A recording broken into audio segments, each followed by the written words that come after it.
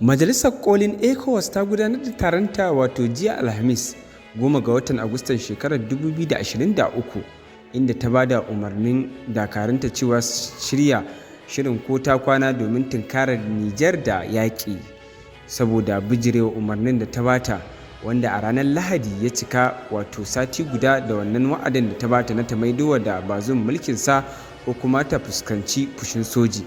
Mai kallon da sauraron mu idan har kana tare da mu a cikin wannan rahoton da za mu kawo maka za ka ji mu da cewa manyan hafsoshin sojojin ECOWAS za su gana don tsara shirin tunkarar Nijar yaƙi.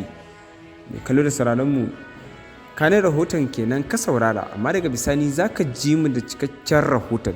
Amma kafin nan idan har wannan shine zuwan ka na farko wannan tasha ta mu mai albarka don Allah kada ka manta ka taimaka kai mana subscribe tare da danna alamar ƙararrawa domin haka ne zai baka damar samun labarai da rahotanninmu da ma bidiyoyinmu da zarar mun ɗaura su.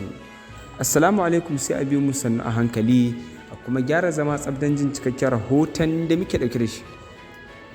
Manyan hafsoshin sojojin Afirka ta yamma za su gudanar da taro a 'yan kwanakin nan masu zuwa don tsara shirye-shirye kan yiwuwar amfani da ƙarfin soja.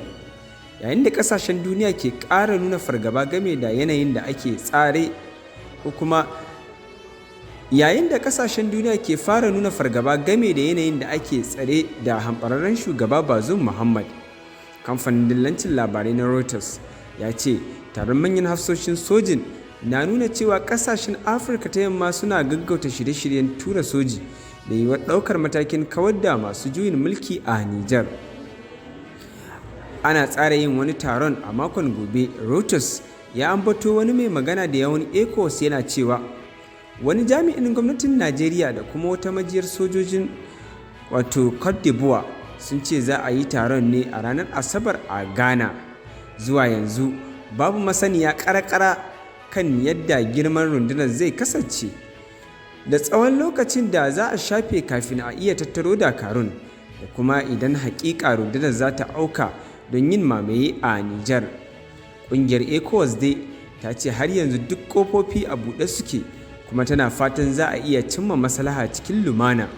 Masu sharhi kan al'amuran tsaro kuma sun ce dakarun ECOWAS na iya kwashe tsawon makonni ko fiye da hakan kafin su haɗu, abin da mai yiwuwa zai ba da dama ga ƙoƙarin tattaunawa. Cote d'Ivoire ce kaɗai ƙasar da ya zuwa yanzu ta bayyana adadin dakarun da za ta aika. Shugaba Alassane Ouattara ya yi alkawari a ranar Alhamis cewa ƙasarsa za ta aika wata bataliyar sojoji da ta kai yawan mutum 850 zuwa 1,100. Hamɓararren da gwamnatin Muhammadu Bazoum hamɓarar da gwamnatin Muhammadu Bazoum ya kasance juyin mulki na 7 a yammaci da tsakiyar Afirka tun cikin shekara 3, abinda kuma ya ƙara jefa yankin cikin tunziri baya ga hare-haren masu ikirarin jihadi da ke fama da su tsawon lokaci mai tsayi. Ƙungiyar Tarayyar Afirka a ranar Juma'a ta nuna damuwarta kan rahotanni game da halin da ake tsare da shugaba Muhammadu Bazoum, inda ta ce ba za ta lamunci ci gaba da tsarewar da sojoji ke yi masa ba. Ci gaba da tsare zaɓaɓɓen shugaban ƙasa wanda aka zaɓa ta hanyar doka abu ne da ba za mu amince da shi ba, cewar wata sanarwa da shugaban hukumar tarayyar Afirka wato Musa Faki Mahamat ya fitar da yake zantawa da manema labarai ranar Alhamis. Shugaba Alassane Ouattara ya ce tsare Bazoum tankar ta'addanci ne kuma na yi alkawarin bayar da gudunmawar dakaru.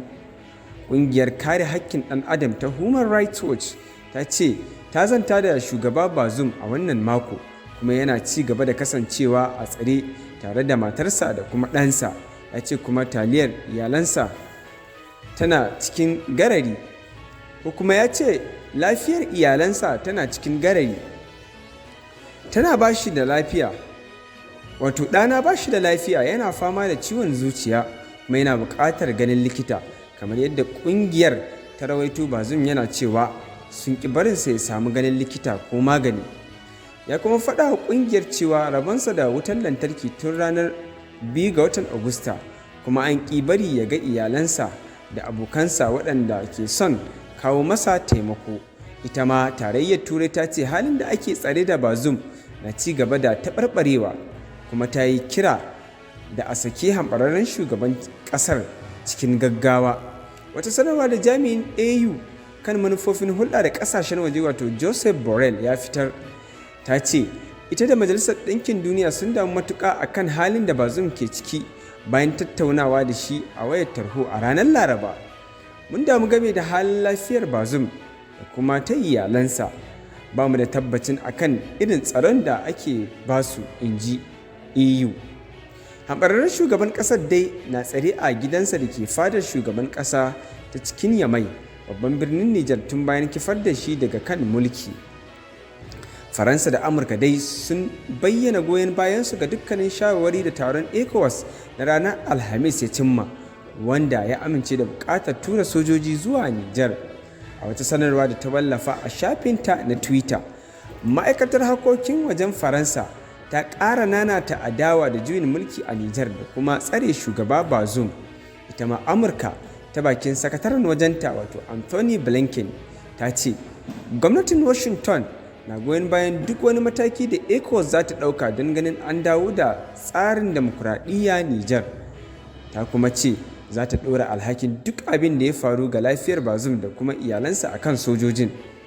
Wato na Nijar na ɗaya daga cikin ƙasashe mafi talauci a duniya, kuma ba ta kusa da teku, girmanta ya kai misalin faɗin Faransa biyu.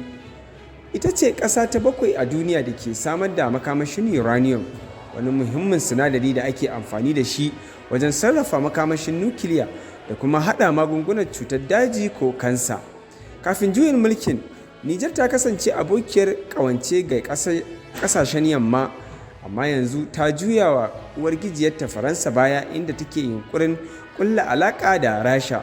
Akwai dakarun Amurka da Faransa da Jamus da kuma na Italiya a Nijar a matsayin wani ɓangare na yaƙi da masu ikirarin jihadi da ya bazu a faɗin yankin Sahel.